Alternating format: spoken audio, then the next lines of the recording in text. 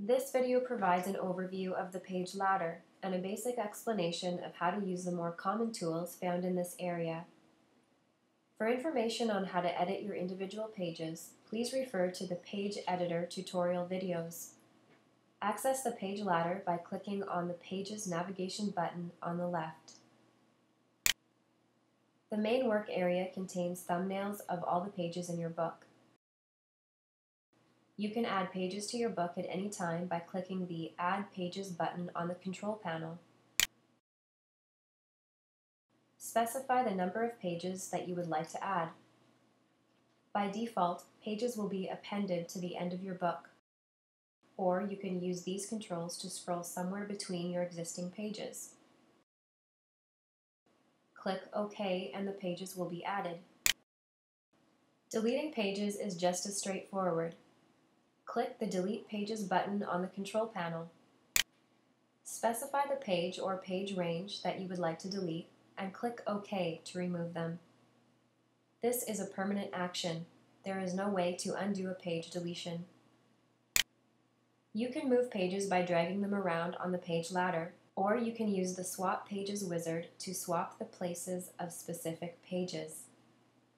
The Custom Footer button allows you to control the position of your page numbers and book name. The Assign Pages button allows you to assign page ranges to specific people. Click on it to bring up this menu, which lists all of your pages in a list. To assign a range of pages to someone, enter their name here, and then choose the page range here.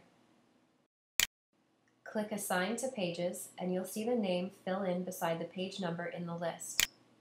You can clear unwanted assignments with the Clear button, or click Save to apply your changes.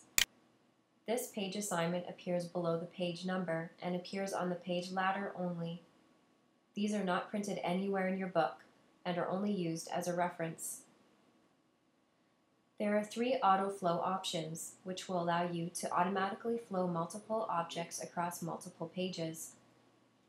Most of the buttons in this control panel have their own tutorial videos explaining them in detail, so please refer to those if you need more detailed instructions on their use. Below the work area are some very important buttons that control the way your pages open. By default, double-clicking any of the pages will open it as a single page. Change this toggle, and pages will instead open as 2-page spreads. 2-page spreads behave similar to single pages, except that you are able to drag objects across the page gutter. There are some icons that will appear on your page thumbnails, which indicate specific things. Let's take a moment to review these. The first one that you may see are these 2 arrows. These arrows will appear on 2 pages and indicate the pages are saved as a 2-page spread. This means that they will always open as a pair and allow you to move objects across the gutter that separates them. One thing to watch out for when working with 2-page spreads is adding or moving pages. If you perform an action that causes the pages to shuffle to the left or right by an odd number of pages, then your 2-page spreads will no longer line up along a gutter and will be separated. If that happens, any objects that existed across the gutter will be removed. The second most common icon that may appear on your page is this orange circle icon. This icon indicates that something has changed on the page since the last time you viewed it.